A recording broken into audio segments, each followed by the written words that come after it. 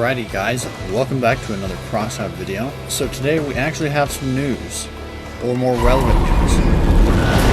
Sadly it is not going to be pertaining to what you guys were probably hoping this video is going to be about, but it is about Confrontation and the new mode coming back, making a recovery. Right in there, so that's how it goes.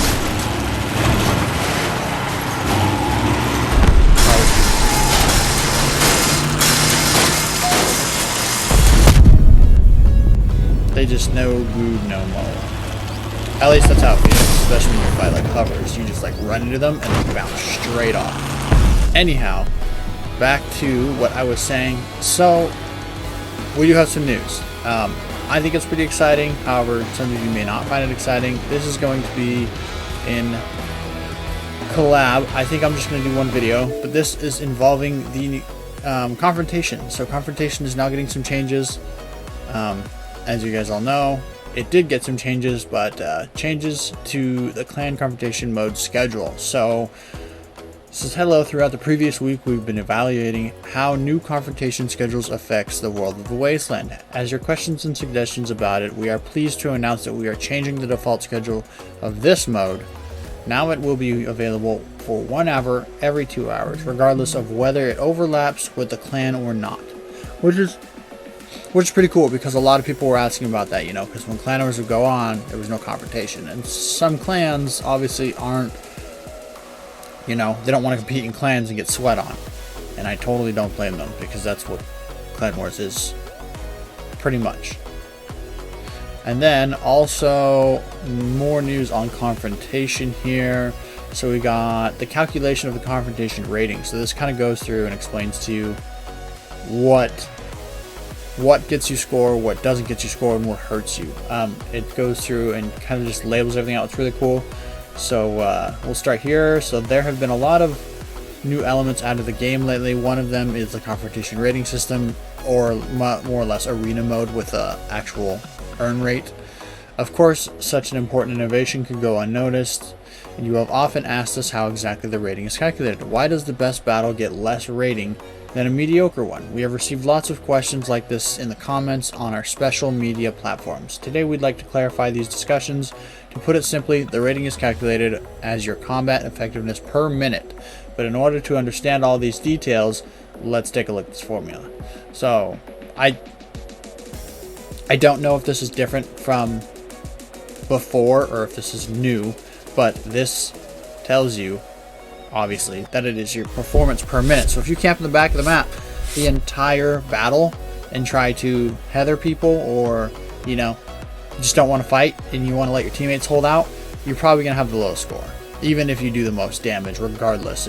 But that's what it seems. But anyway, so these battle ratings, there's battle rating. I don't know if it's going to show, you know, C1, C2 in your portfolio or after each battle, but battle outcome: C1 is destruction, C2 is assist, C3 is parts destroyed, obviously, C4 is capturing the base, and C5 is destruction of the player.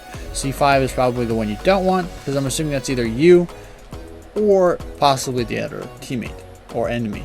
As we can see, the calculation takes into account the following indicators. Okay, I just had to make sure I was recording. I was like, am I sitting here doing this as a practice run? Never bad, never bad.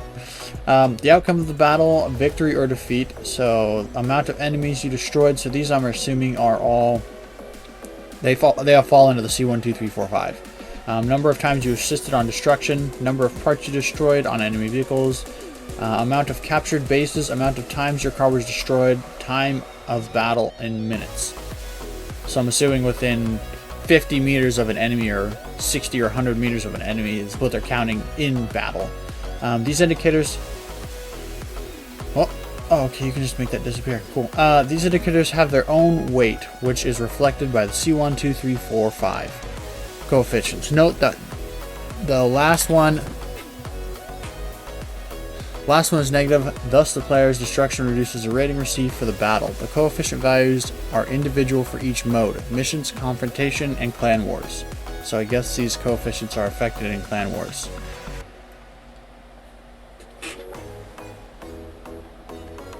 Huh. Even though, well, I guess clan wars does give you a rating, but it's a bit different than Confrontation. You still get rating, but it's not. I don't know, I feel like you make more in Confrontation. As you can see, victory in a battle works with an increasing coefficient for points already scored in the battle, and is not an absolute bonus. The time of battle has a minimum value equal to 1 minute, which means that even if the battle has ended faster, the time will still be calculated at this value. So I mean, most people don't have a minute-long battle, but if you somehow manage to have a battle that lasts less than a minute, the value is still calculated through that minute regardless. It's not going to be 30 seconds. In addition, the full duration of the battle is taken as the same time. Even if your vehicle is destroyed before the end of the battle, we'd like to note that in Clan Wars mode, the sum of the time of all battle rounds is considered for this indicator. It's also worth noting that during such a battle, you can be destroyed more than once. The rating essentially reflects the concentration of useful players' actions per unit of time. It's up to you to decide what kind of strategy suits you best, saving your durability points and consistently doing damage until the very end of the battle, or dealing a huge one-time damage and then going to observers. I feel like neither of those are really like hardcore. I mean, I get the one huge time damage could be definitely a firebug or a dog player or maybe a lance player, but the consistently dealing damage until the end of the battle would probably be like Scorphoon, maybe Mastodon. I don't know, Mastodon's like mid-range to range to close, but yeah, it says we are still actively collecting data on the new system. Goodness, go away. And carefully studying our feedback. So be sure to share your opinion. That's all for today. We hope to find this article helpful, and we'll see you in the confrontation mode. So that's pretty cool. It finally gives you, indicators or tells you exactly what each thing is going to be, which is about time. I wish Crossout would give a more numbers-based stat. Like, for instance, it shows the damage on a weapon and it shows it in little bars. I wish it would show like a number, like we all know, like 2 Reapers does 75 damage a tick on a cabin. Like, why can't it say, a single Reaper does, 37.5 or whatever the half value is, per tick, and then fuse plus the 5%, it would do this, or spread would be this number per meters. I wish it would have a more number based so you could kind of tune your builds a little bit better and have a more accurate value rather than just putting it on there, because each weapon also has like a stack value. It can only, like, for instance, I'll take Arbiters, like you could put a Torero on there and have them all fuse for spread, and the Torero may not get the full bonus because each weapon has its own capped limit of for instance, spread, or like shotguns with range. They only have their maximum range, but if you use like a Torero and then you buff them for range of fire, they may not get that full perk buff or fusion buff, which is kind of crap, especially if the ability to fuse it is there, but it's not going to usually get the full effect. I'll kind of go into that in a later video. Hopefully they kind of unearth more about that. That's my thoughts on that. But anyways, guys, that's everything for Confrontation. Go ahead and, we're at 8 minutes, so not a long video. We'll go ahead and cut it off there, and I'll see you guys in the next video. The next video is also going to involve some more system updates. Also, if you don't already know, I posted on the channel in the community tab, there is a parts update or fusion event going on until October 8th. So if you want to get your random fuses in, by all means. I would wait till the Halloween event, because then you're going to see exactly what fuses get what, which is very important, because you don't want a bunch of random fuses and then you have 200 different fuses littered across your garage. At least that's how I feel about it.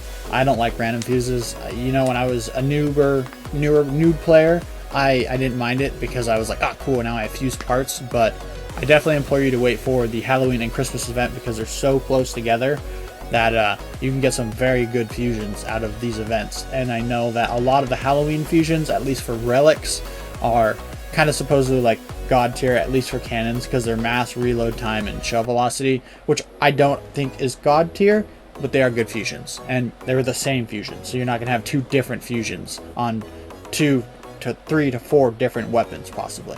So I would definitely, and like I said, implore you to wait for the Halloween crafting event. If not Christmas, if you want to even hold out even longer and you don't have the weapons you quite need. But I would definitely wait. These are good if you need some last minute stuff, but I think they're a waste because they give you crap fusions most of the time.